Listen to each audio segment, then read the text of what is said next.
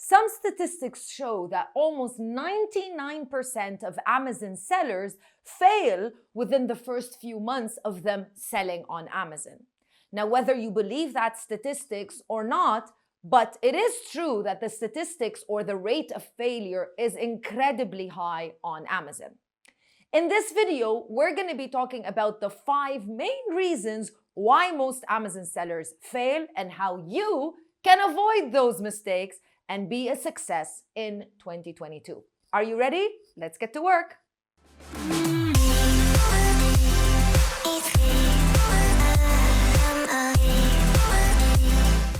Starting a business on Amazon and offline is an adventure.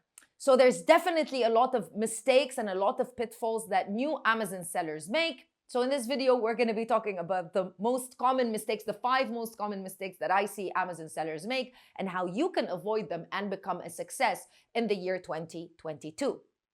Let's start with mistake number 1, things that people tend to avoid. Amazon sellers just jump in because they're naturally entrepreneurs. You need to understand the system.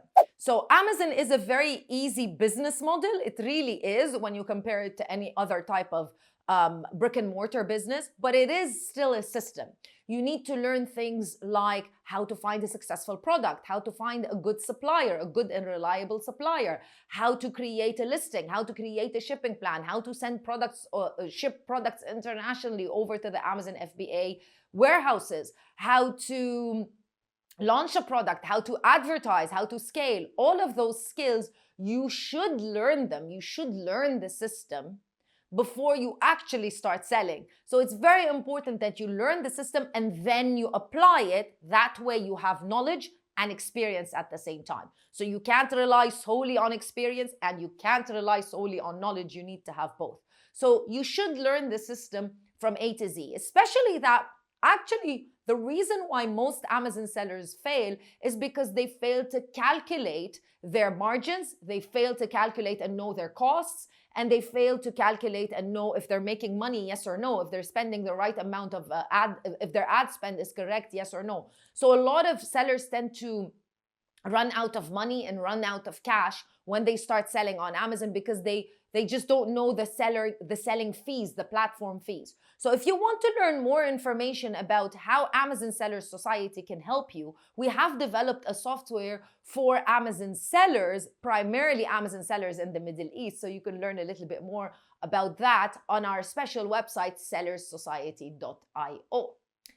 Now, mistake number 2, consistency. Most Amazon sellers think, or people who start the Amazon journey, think that this is going to be an overnight success. And no, even though this is a fast-paced business, it is a real business. It's not going to be an overnight success. And if you think about anything that explodes quickly, you know that if it explodes quickly and it rises very quickly, chances are it's not really built on something sustainable and it's going to fall back again. So you want to think that this is a business that you're building just like any other business. Small profits, you start with small profits and you build in order to become a really successful business. So consistency is very important and pacing yourself is also very important. Thinking that this is going to be an overnight success and you're going to be a millionaire within 24 hours is definitely not correct. This is not how this business or any other business works. So make sure that you have the right frame of mind and the right expectation. Now, mistake number 3 is building a business based on emotions. This is a numbers business and you need to choose and make decisions based on numbers and data rather than on your own emotions. It's very hard because you hear a lot of people say, you know, choose a passion and you'll never work a day in your life or something like that. Like if you are passionate about what you are doing or what you are selling, follow your passion and you won't feel like it's work. That's all fantastic and true, of course. I'm not saying do something that you're not passionate about, but you also need to make sure that whatever you are selling, because at the end of the day, we're selling a product. We want to make sure that that product is something that other people are going to be passionate about, not just you. That's why it's very tough to make decisions based on like removing your emotions, the easiest thing is to look at numbers. So you choose to sell a product based on numbers like, does it have demand? Is it going to be profitable? Is it something that is consistently in demand, or is it a trending product?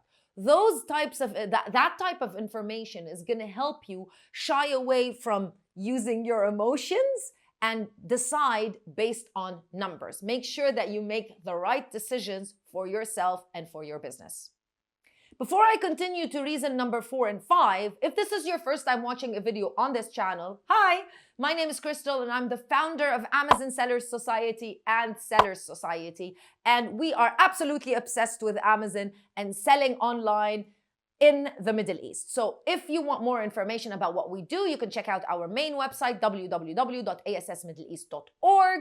Make sure that you subscribe to the channel, you like this video, and leave me a comment in the comment section below. Let me know which one of these 5 mistakes you most commonly will make or were potentially gonna make. Let's hope you don't make it. Mistake number 4. We're at mistake number 4. Following trends. Basically, when you want to create a business on Amazon, you want to make sure that it's a sustainable business. You want to make sure that the products that you choose are actually in demand, but they're not trending in seasonal products, which is kind of hard to analyze. You don't want to use your common sense. You most definitely want to use data. Let me show you how you can look at something as simple as Google Trends in order to see the difference between a product that is constantly in demand, something that we call evergreen, something that you can sell for a very long time, or a product that is trending. So here I am on Google Trends, and this is a website that is accessible for everyone. I just want to show you the difference in trends and how a good trending product, something that you should invest in, looks like, and how a bad trending product, something that you should try to avoid, also looks like. So we're looking at Google Trends, we're looking worldwide here, and I'm looking at the past 5 years. So as you can see, something like a yoga blog, you can see in 2020, because of the lockdowns, I presume a lot of people were exercising at home. And as you can see, there was an incredible demand, but then it went back down. But if you see from 2017 up until 2021, or rather 2022, the demand is basically consistent. It's not very high, but it's consistent. It's constantly in demand. You don't see a lot of dips and you don't see a lot of increases. This is something that you might want to invest in because there is consistent demand. Let's jump on another trend. We're looking at the search term vegan. As you can see, vegan is not a particular product, but it is a type of trend. So you might be selling a vegan product, or a product that helps people who adopt the vegan diet maybe cook their food or something like that. So what is the demand and how trendy is the idea of being vegan or eating or like adhering to the vegan diet? As you can see, also same idea like the yoga blog. There was like an increase in 2020 with a small dip, or it went back to normal, but it's standard. It's been like this for the past 5 years, where you don't see incredible highs and you don't see incredible lows. Let's look at something that might be a little bit more trendy. Let's look at sunglasses. As you can see, obviously here you need to think about common sense. Where are you selling these sunglasses? If you were selling them in a country like the UAE, you will not see the dips are going to be a little bit less. But anyways, even that dip is still not that bad. It's going back down to 50%, whereas in the summer months, worldwide, it goes back up to 100. So as you can see, it's very much something that you can determine. There's a little bit of a dip in winter, and then it goes back up in summer, depending on obviously where you sell and where you live. This is not a product that we would consider trendy or something that is, seasonal. Maybe it is a little bit seasonal, of course, but as you can see, it's not that seasonal because people do still wear sunglasses in winter and there's demand all year round, but it just happens to increase a lot during the summer months. Now let's jump to something that is completely trendy, and you should know what this product is. I'll put it up on the screen in case you don't know it. It was recently resurrected a little bit, but we're talking about the fidget spinner.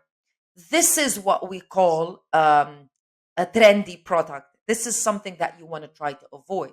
As you can see, in 2017, 2018, it had an incredible demand, and then it went back to zero for a very long time. This is a graph that you want to try to not see if you're searching for a product. And this is something that you want to avoid. As you can see, it had an incredible demand. And if you were selling that product at that time, then you would have made a lot of money, but it's very short lived. And then it went back down to zero. Those are the types of products that you want to try to avoid. Or if you're selling them, you want to catch the trend early so that you can make money. And then this is not a long-term product. This can be a short-term product, and there's nothing wrong with that. But you just want to make sure that you know what you are selling so that you don't think a short-term product is a long-term product and you make the wrong investment. Now, we've talked about so many technical elements and so many things related to the business of Amazon, but mistake number 5 is very simple, and that's images. Most Amazon sellers focus a lot on the technical part of selling on Amazon, but we tend to forget that we still have to sell on Amazon. So basically, just putting your product on Amazon is definitely not enough. Not because Amazon is such a tough platform to succeed on. No, it's because of the e-commerce consumer. Consumers nowadays are very different to how they were 10 years ago. Now customers, you're a customer yourself. Customers now have so many different options. They can choose products from different platforms, not only from Amazon. They can choose products from other marketplaces. They can even choose to purchase products directly from brands' websites, even from things like Instagram, TikTok. So there's a lot of competition going on. And you still need to sell the product. The only way that you sell the product is through your images. So your images, they shouldn't be copy-paste images from what everybody else is doing. You shouldn't look at your competitors and say, okay, I'm just going to do the same exact images. No, you need to stand out. There needs to be a reason why somebody's going to purchase your product, even if your product looks kind of the same like everybody else's, but there needs to be a reason. And that reason should be very clearly explained in your images. So you want to stand out, and you want to make sure that you invest in your images. That's your salesperson. You don't have a salesperson. You don't have a physical salesperson, but you have a salesperson, and that's called your Amazon images. So make sure that you invest time, money, and effort in order to create the right images that are going to make you stand out and that are going to convert just regular everyday shoppers to customers. Now that you've heard all of those 5 mistakes or 5 reasons why Amazon sellers fail, if you're at a point where you still are not sure how this whole Amazon business works, I would suggest that you go ahead and watch this video. I will leave it linked in the description box under this video.